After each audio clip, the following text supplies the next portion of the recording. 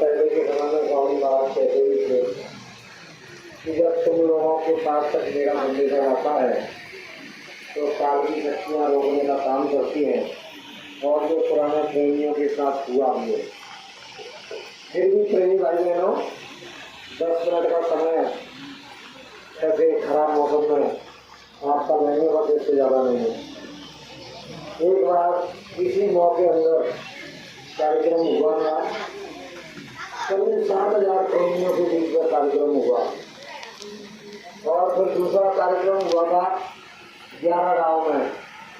उसमें बहुत भीड़ थी, मैं अनुमान नहीं लगा सकता कि कितने प्रेमी थे, तो जितना प्रेमी थे उसको मालूम है, लेकिन आज कितने प्रेमी है बहुत कम। ये समय का ही सब खेल है। पैसा बैठे हुए मंदिर की बगल से इनके गाँव में भी देख रहा था, तो जब मेरे साथ गए थे मुझे जरूरी काम था तो मैं चला आया और प्रेमी बराबर रुके रहे थे।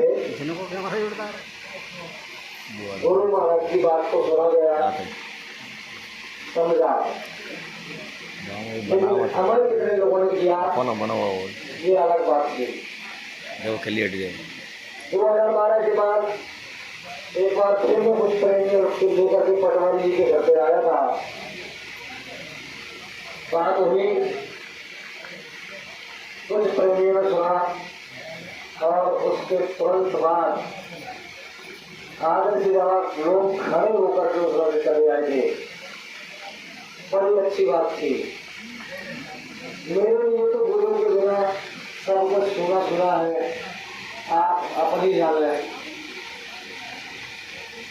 हम लोगों को 18 मई 2012 रात्रि 9:30 बजे के बाद ये संदेश मिला कि बाबा जय गुरु जी महाराज ने शरीर छोड़ दिया है और वो अपने परम धाम को चल गए हैं। उसके कुछ समय के बाद घंटे 2 घंटे 4 घंटे 6 घंटे 1 दिन ये समाचार तो आप लोगों को मिला था और आप लोग भी गए थे। आपने अपनी आंखों से वो दृश्य देखा, इसने क्या समझा ये बात बिल्कुल अलग है।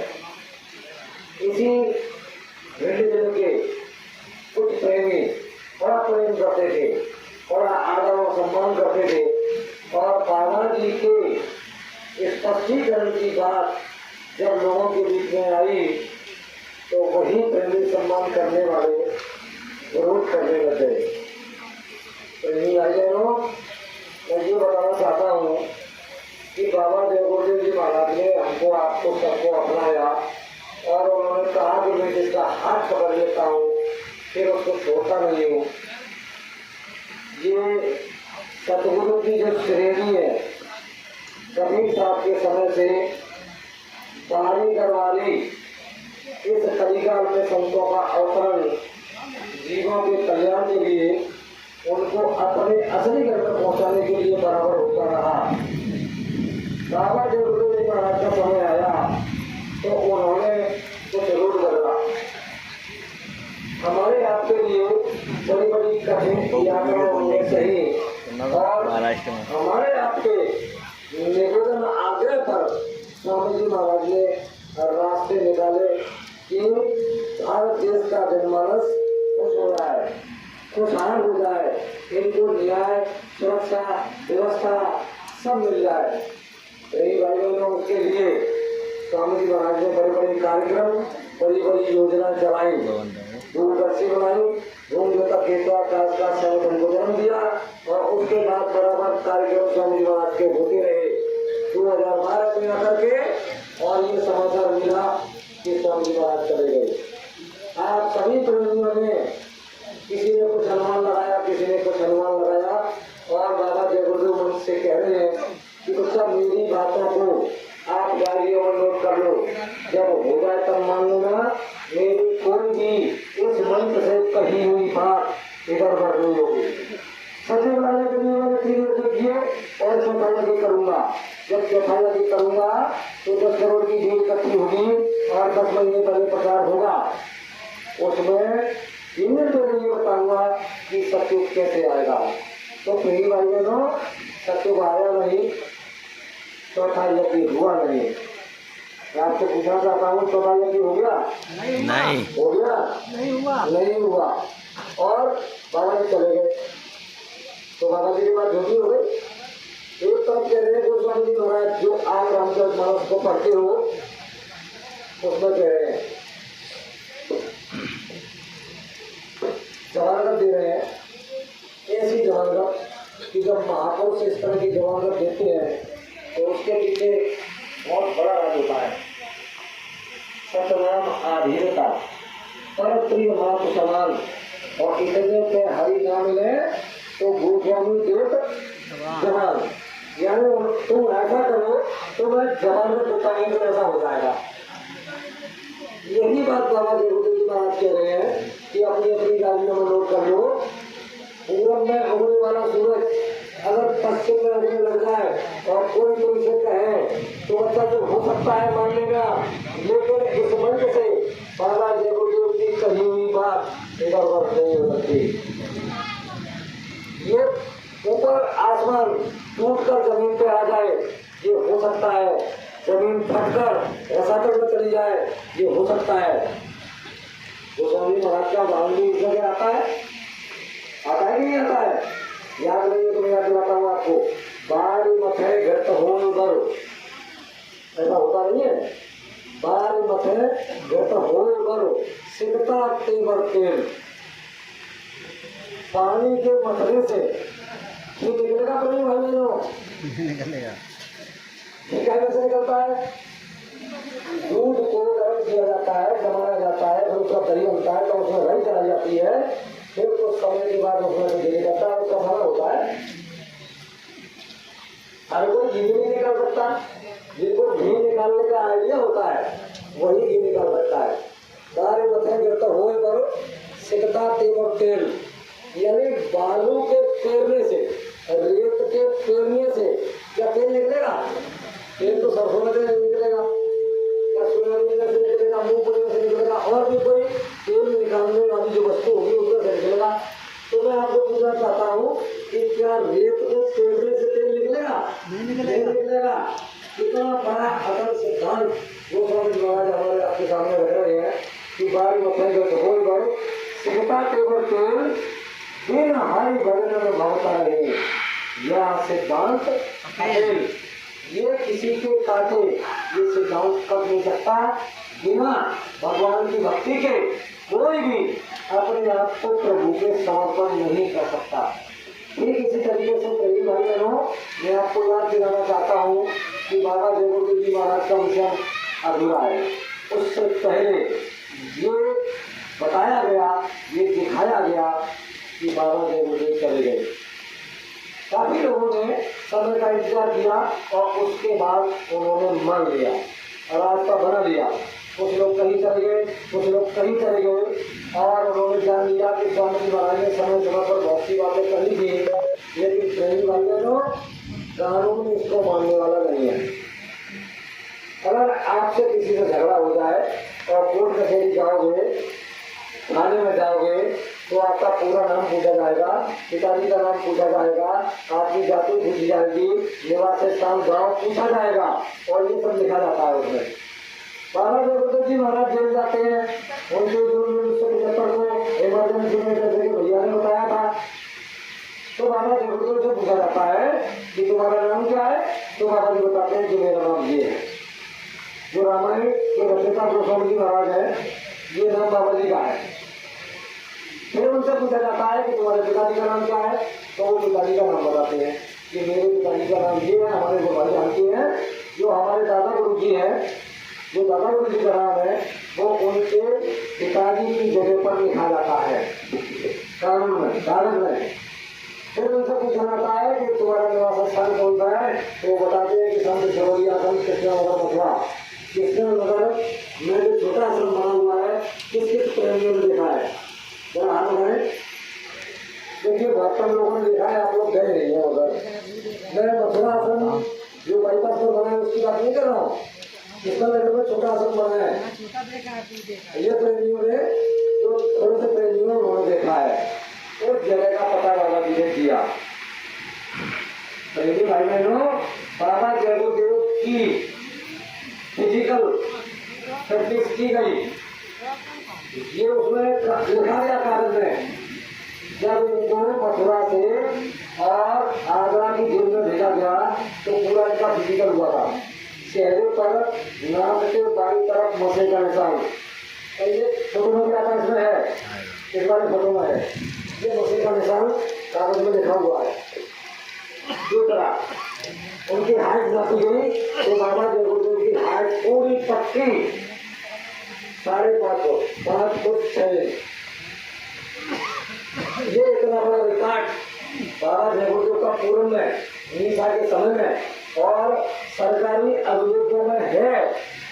और जब मृत्यु बाबा जयगुरुदेव जी महाराज की दरबार दी गई, बड़े बड़े भंडारे जो जगह जगह हुए, बड़ा बड़ा कार्यक्रम जगह जगह हुआ, और उसके बाद प्रेमियों ने मांग की कि चलो हम मान लेते हैं कि हमारे गुरु महाराज का निधन हो गया, तो अपने यहाँ भी अगर किसी का शरीर छूट जाता है, कोई मर जाता है, तो उसका मृत्यु प्रमाण पत्र बनता है प्रेमियों।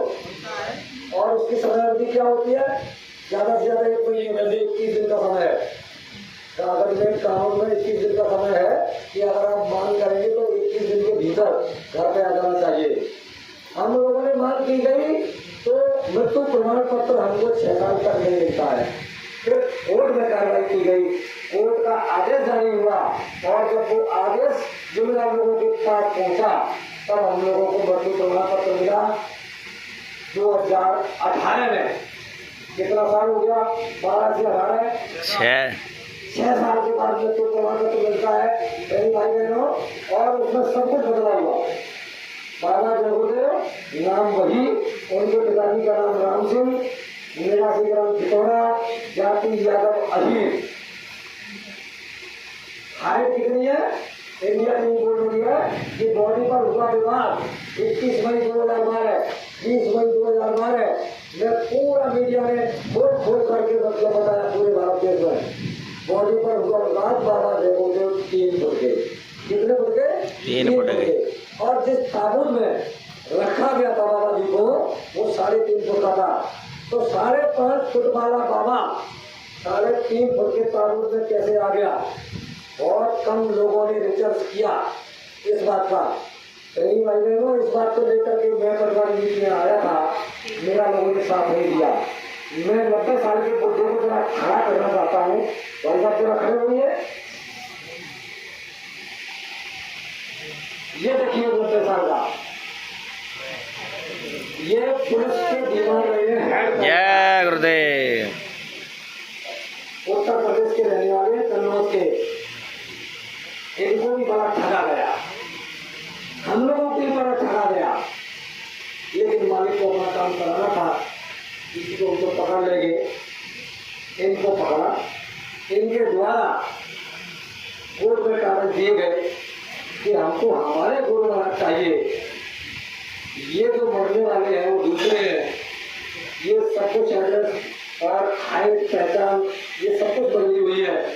तो कई महिलाओं आज हम लोग इस नतीजे पर पहुंचे हुए हैं कि कोर्ट ने ये निश्चित कर दिया है, उसने ये मान लिया है कि बाबा जयगुरुदेव के साथ कुछ न कुछ गड़बड़ी हुई है। पुलिस प्रशासन को जो अपना मथुरा आश्रम का थाना हाईवे लगता है, जो रेलवे लाइन की क्रॉसिंग है, उसी के शुरुआत में जब तुम पर चढ़ते हैं तो बाएं हाथ पर इधर से आप जाएंगे तो हाईवे थाना बना हुआ है। उसी हाईवे थाने के प्रभारी को कोर्ट ने, मथुरा कोर्ट ने यानी आगे जारी किया है कि सत्य क्या है। भारत में कुछ लोग कह रहे हैं कि बाबा जयगुरुदेव चले गए और कुछ लोग कह रहे हैं कि बाबा जी जिंदा है। तो आखिर मामला क्या है, इसकी सच्चाई क्या है, कोर्ट को निश्चित समय में अवगत कराइए।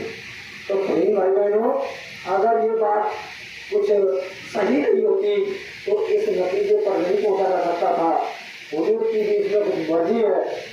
मैंने आपके सामने ये बात इसलिए रखी कि आपको विचार करना चाहिए, सोचना चाहिए। ये सर्व समर्थ कहने वाली बात जो आप लोग करते हो, दिन भर में सुबह से शाम तक 10 रोटी खाते हो, 5 रोटी सुबह में और 5 रोटी शाम को।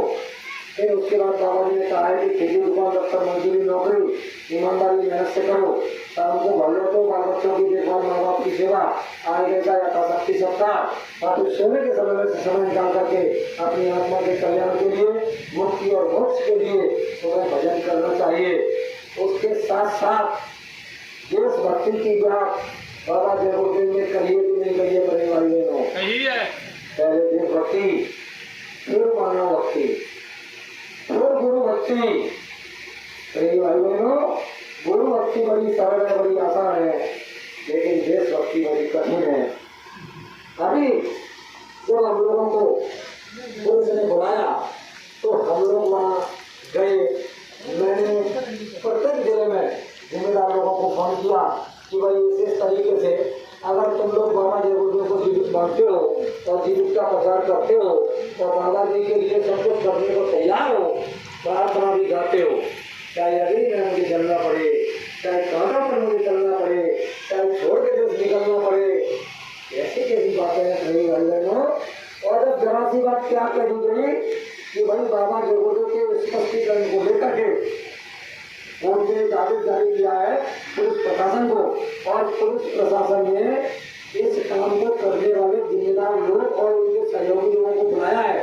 उसमें बयान देना होगा, झूठ कुछ नहीं बोलना है आपको, जो आपने अपनी आंखों से देखा है उसी बात को उनके सामने कह देना। भाई बहनों भारत देश की कितनी बड़ी संगत है और मध्य प्रदेश की कितनी बड़ी संगत है और ग्वालियर संभाग में भिंड मुरैना ग्वालियर दतिया 4-5 जिले आते हैं। उनमें से तमाम प्रेमियों को मैंने फोन किया लेकिन कितने लोग पहुंचे वहाँ केवल 10 लोग। हम 3 आदमियों को मिला करके हम 3 कार्ड वाले और 7 प्रेमी और पहुंचे वहाँ। संगत तो बहुत बड़ी है। क्या यही लोग चाहते हैं इस काम को? आप चाहते हैं कि बाबा जी आ जाए और वो अपने काम को पूरा करें, अपनी भविष्यवाणियों को सत्य सिद्ध करें। बहुत सी भविष्यवाणियां तो हो गई है सत्य सिद्ध लेकिन कुछ रह गई है। अगर वो अधूरी रह गई तो क्या आपको ये दुनिया वाले जीने देंगे? नहीं। टोकेंगे कि नहीं टोकेंगे? कहेंगे कि तुम्हारे बाबा जयपुर ने कहा था कि कलयुग में कलयुग जाएगा और कलयुग में सतयुग आएगा, तो क्या वो आ गया? नहीं। तो अगर कहें कि मेरा कोई भी काम रोकेगा नहीं तो प्रेमी भाई बहनों वो सर्व समर्थ कुल मालिक पूर्ण नहीं, इस बात को आप कह सकते हो। लेकिन कई एक जगह वो ये भी कह रहे हैं कि मैं भी तुम्हारी तरह आदमी और इंसान हूँ। तुम्हें सोचना चाहिए, विचार करना चाहिए कि आखिर काम को मैं किसी से भी करा लूँ, भूतों से, प्रेतों से, इससे उससे, देवताओं से। लेकिन प्रेमी भाई बहनों जब तुम लोगों ने गुरु के साथ रह करके वो मेहनत की है तो उस मेहनत का प्रतिफल किसी और को नहीं देना चाहते, वो उसका परिणाम तो नहीं देना चाहते हैं। क्या कहा है उसके विषय में? श्रेय। तो वो श्रेय किसको मिलना चाहिए? या जिन लोगों ने मेहनत की है उसको मेहनत करी है। तो खुशी भी पिता को तभी होती है जब वो पुत्र मेहनत करता है, वो मेहनत का परिणाम उसके सामने होता है। तो प्रेमी भाई बहनों ज्यादा कुछ न कहते हुए मैंने आपको ये बात इसलिए बताई कि थोड़ा इस पर भी विचार करना चाहिए, सोचना चाहिए। आखिर श्रेय वाली बात है तो श्रेय के लिए कुछ न कुछ मेहनत तो करनी पड़ेगी। आगी पानी ठंडी में खुदा कर परीक्षा ली जाएगी और उससे पहले जैसे प्रकृति के हिंदू ये काम कर दिया गया तो कितने लोग उस दृश्य को देख पाएंगे? ये बड़ा कठिन काम है। इधर सब भूटान कह रहे हैं कि निर्मल मंगल से वो तारा और मोई कमर चल बाबा। तो अपने अपने अंदर जरा झाँक करके देखें, हम लोग उसी दायरे में जी रहे हैं।